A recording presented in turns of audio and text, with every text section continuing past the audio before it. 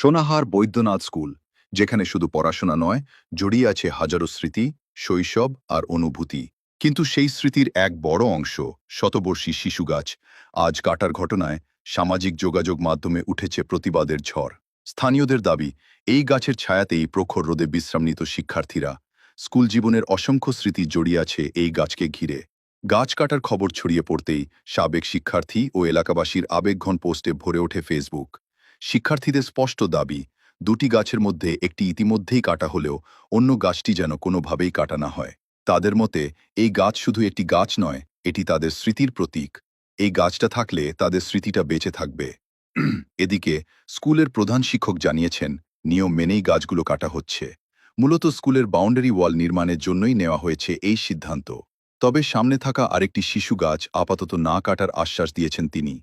প্রশ্ন উঠছে, উন্নয়ন আর স্মৃতির লড়াইয়ে কোনটা বেশি গুরুত্বপূর্ণ, একটি গাছের ছায়া নাকি ভবিষ্যতের নিরাপত্তা? উত্তর খুঁজছে সোনাহার, আর তাকিয়ে আছে পুরো এলাকা। শুনছি যে ক্লাবগঞ্জ যে বৈদ্যনাথ স্কুল আছে, এই স্কুলে বেশ কিছু গাছ কাটা হচ্ছে। তো সম্মুখ সারির শিশু গাছ নিয়েই আসলে কথাটা বেশি উঠছে। সেই ক্ষেত্রে আপনার মতামত কি, এবং হচ্ছে যে এইটার সত্যতা কতটুকু?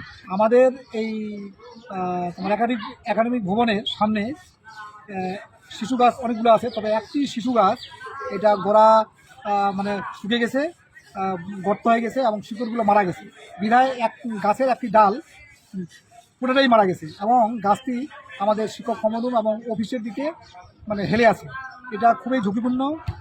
কোনো বৈরী আবহাওয়ায় শিক্ষার্থী অথবা আমাদের বিল্ডিংয়ে পড়তে পারে, এই আশঙ্কায় যখন দেখলাম তখন আমি দেবীগঞ্জ ইউনো মহোদয় জনাব মাহমুদুল হাসান স্যার ওনার সঙ্গে দেখা করলাম এবং মৌখিকভাবে বললাম যে স্যার এই আমার যে গাছের এই অবস্থা।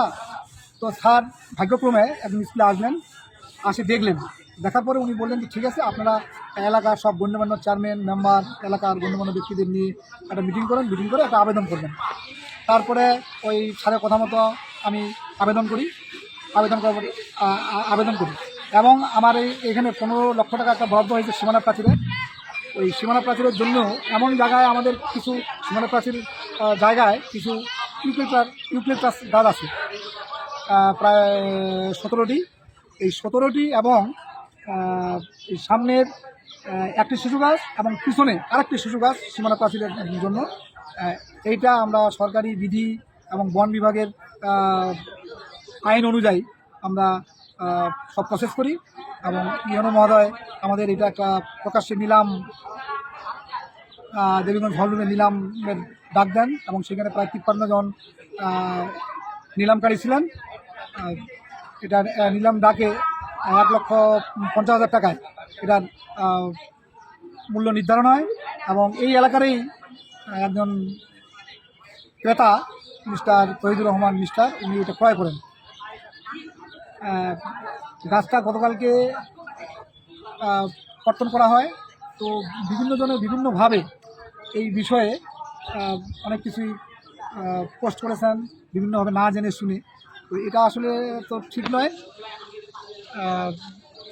আসলে ঝুঁকিপূর্ণ থাকার জন্যই এবং সরকারি নিয়ম নীতি মেনেই ফরেস্টের মূল্য নির্ধারণ অনুযায়ী গাছটিকে কর্তন করা হচ্ছে। এবং এই যে এর অর্থটা আমরা স্কুলের উন্নয়ন কাজে, যেমন আমাদের গেট এবং বিভিন্ন সংস্কার কাজেই ব্যয় মানে করা হবে আর কি।